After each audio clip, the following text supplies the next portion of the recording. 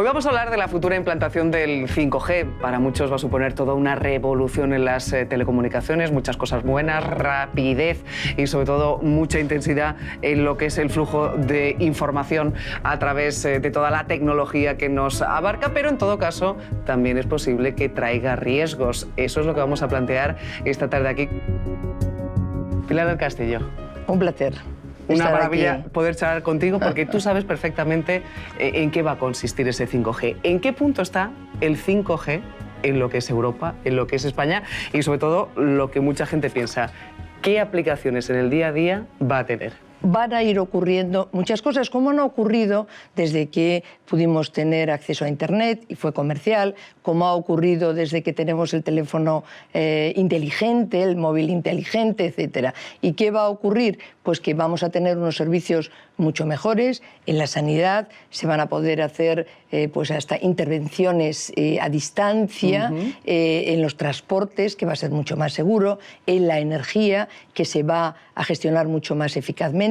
Ahora, en relación a todos los problemas del clima, también va a ser muy interesante. ¿Por qué? Porque es una tecnología que es una evolución tecnológica que junto con otras como la inteligencia artificial, el blockchain, el quantum technology, etcétera, nos van a permitir más calidad, más velocidad, una mayor capacidad de cobertura, una latencia, es decir, la distancia que hay desde el momento que hablamos hasta el momento que nos contestan, ahora es X y va a ser prácticamente simultánea. Pero no solo eso, eso aplicado a cualquier cosa, a un coche que tiene que visualizar y frenar y va a poder hacerlo mucho antes que lo que lo haría una persona, etcétera. Es decir, hay un sinfín de posibilidades y en ese sentido el 5G es una evolución de lo que hay, pero es una evolución con un salto cualitativo muy importante. Por tanto, Pilar, que la gente no piense que el 5G se va a quedar en el ámbito de las empresas, sino que por lo que dices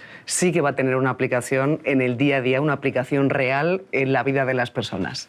En el ámbito de las empresas no se va a quedar porque las empresas lo que hacen es, además, hacer cosas para que los individuos consuman o trabajen en otras condiciones, etc. Y después que el beneficio está en la educación, el beneficio está en la investigación, el beneficio está en la sanidad, el beneficio estará absolutamente en todas las actividades que tienen lugar en la sociedad, sea en la economía o sea en el consumo y en la práctica individual, hasta en las relaciones sociales. Estamos hablando mucho, Pilar, de las posibilidades en positivo, pero evidentemente también hay que tener en cuenta los posibles riesgos. Y decía, hay debate sobre el 5G, porque hay quien ve solo lo bueno, hay quien ve solo lo malo, o hay quien está un poquito en el punto medio. Hay un asunto que preocupa y mucho, y ya a día de hoy, sin la implantación total del 5G, que es, por ejemplo, la protección de nuestros datos. Ese 5G, ¿quién va a ser el controlador? ¿Quién se va a dedicar a controlar que nuestros datos, por ejemplo, a través del 5G con nuestro teléfono móvil,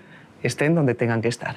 Bueno, el tema de la protección de los datos y de la privacidad, en torno al cual hay actitudes distintas, en Estados Unidos, en China, que es el contrapunto, es distinta. En Europa es distinto, porque también de Estados Unidos, porque hay una actitud más garantista, más de mayor protección a la privacidad. Hay que tener en cuenta que este desarrollo es de una velocidad extraordinaria. Claro. Es lo que tiene esta revolución digital si la comparamos con la industrial, ¿no? Por poner dos ejemplos. Aquella fue extraordinaria, pero había tiempo de adaptarse, había tiempo de sedimentar, y en esta no. En esta el tiempo va a una velocidad que el día de mañana ya ha cambiado lo del día anterior, etc. Y lo hacen más difícil, pero no hay más remedio que adaptarse también. Bueno, pues en todo eso, por ejemplo, ahora con Internet de las cosas, los aparatos se van a conectar entre sí y eso va a producir un flujo de datos entre todas las cosas que están interconectadas que, bueno, va a dejar en un nivel absolutamente, rudimentario el número de datos que nosotros vamos generando en nuestras relaciones a través de los sistemas digitales, de Internet, etc. Y eso también hay que contemplarlo. Es decir, entramos en un mundo donde no solamente las personas, sino la interconexión con las cosas, por eso es el Internet de las cosas, de personas con cosas y de cosas con cosas, es extraordinario. Entonces ahí hace falta pues efectivamente ese seguimiento, esos instrumentos legales para asegurarnos de que, en este caso, los datos personales no se están utilizando para otro tipo de fines. Y bueno, ahí se ha avanzado bastante, ¿no? Y ante ese volumen de información a través de las redes, de esos aparatos interconectados en casa, Pilar, habrá gente que dirá, ya muchas veces cuando aparecieron la tecnología del teléfono móvil, una simple antena de un teléfono ya preocupaba. ¿El 5G a nivel de salud, hay que tener algún temor? Bueno, los problemas de salud, en el caso de la preocupación, está relacionada con la posibilidad de las radiaciones, el uso pues, en fin, de naturaleza electromagnética, ¿no? Que ya fue lo que generó desde las antenas de televisión. Entonces ya había polémica con esto. No hay ningún informe de la Organización Mundial de la Salud ni de, en fin, otras instancias que tengan una correlación o que demuestren que hay una correlación entre ciertas enfermedades y ese tipo de ondas. Pero es que además la infraestructura específica, más nueva, relacionada con el 5G, se hace a través de un tipo de aparatos, un tipo de instrumentos, de infraestructura que es mucho más pequeña. De manera que, en ese sentido, generaría menos posibilidades que la que tiene la infraestructura actual o ciertas infraestructuras digitales actuales. En fin, ese es el argumento que está ahí. Lo que sí hay que tener es precaución, lo que sí hay que tener es, además, estar alerta, ¿no? No es bajar decir, la guardia. No bajar la guardia y tener instrumentos para que haya una alerta inmediata. Si se ha producido algún tipo de... en cualquier lugar, por ejemplo de Europa en este caso, que haya unos sistemas de alerta que permitan poner en marcha, pues como pasa, por ejemplo, con la seguridad alimentaria. Inmediatamente hay una coordinación en la Unión Europea pues, muy importante, ¿no? Pilar, uno piensa en el 5G y piensa en grandes ciudades, pero yo no sé si el 5G va a servir para poner también el foco en los olvidados, en la España vaciada, por ejemplo. Ahora que hay muchos rinconcitos de España en la que ni siquiera tienen una conexión wifi, tienen dificultades para conectarse con Internet, ¿lo de pensar en el 5G puede arreglar esa situación o tú eres pesimista?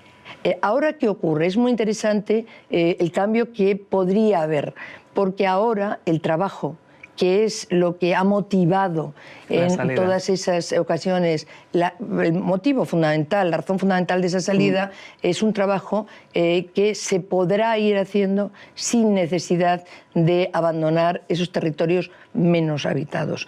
Y no solamente se podrá hacer el trabajo, sino que hay una relación positiva a la inversa.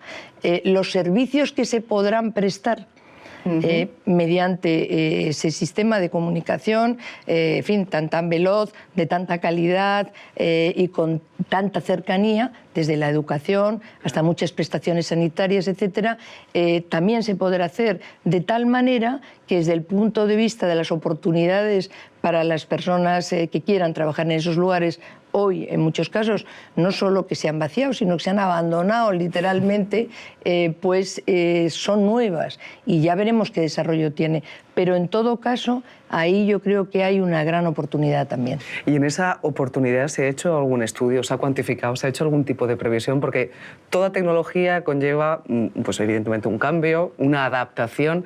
Hablábamos de ese mercado laboral que puede también volver a revolucionarse. ¿Se ha llegado a cuantificar cómo puede afectar el 5G en el mercado laboral en Europa? Bueno, de momento, la transformación digital está afectando, yo diría que positivamente, porque está habiendo una enorme demanda de perfiles profesionales que en cambio no tienen respuesta porque no hay personas que tenga la capacitación de formación digital, que muchas veces es básica o mediana, no ya de ingenieros de telecomunicación o informáticos, etcétera, hasta tal punto que la previsión que hacía la Comisión Europea es que para el año 2020, más o menos, se van a quedar sin cubrir 800.000 puestos de trabajo en Europa como consecuencia de ello.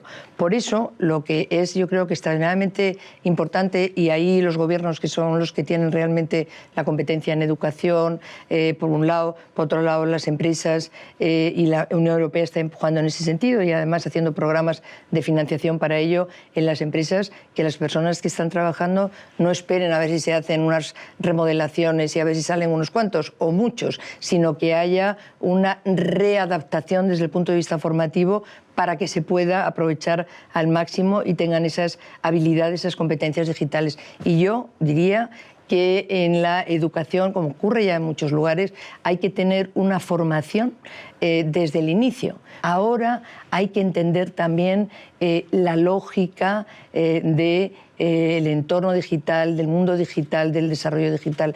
Y es muy importante que desde el inicio de la educación se vaya uno formando en ese sentido, sin desatender las humanidades, que a mí me parece que son más importantes que nunca. Los países que están más avanzados en estos terrenos, pensemos, bueno, siempre hablamos de Finlandia, pero en Dinamarca, en Suecia, en el Reino Unido, es decir, todo lo tienen incorporado. Yo soy de la opinión de que empezar con la programación desde los primeros años en los currículos oficiales del sistema educativo debería de ser obligatorio, como pasa en todos estos países. Pilar, ¿el 5G va a cambiar nuestras vidas?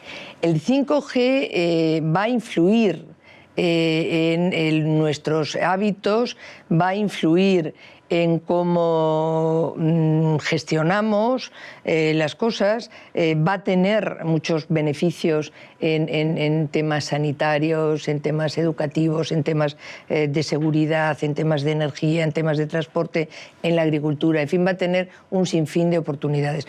Como toda evolución tecnológica y sobre todo las que son realmente muy determinantes, siempre tiene riesgos, evidentemente.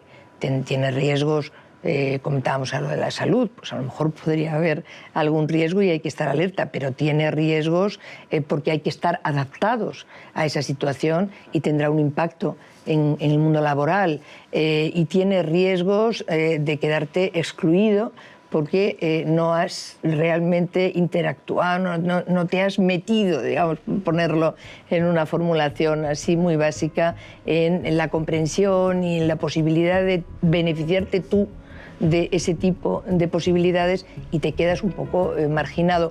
Todo tiene riesgos y los grandes momentos de evolución de la humanidad está llena de saltos importantes que han ido teniendo riesgos, pero que el ser humano ha ido afrontando siempre al final en positivo. Un placer, bien. Pilar. Pues el placer ha sido mío. Gracias. Gracias, María.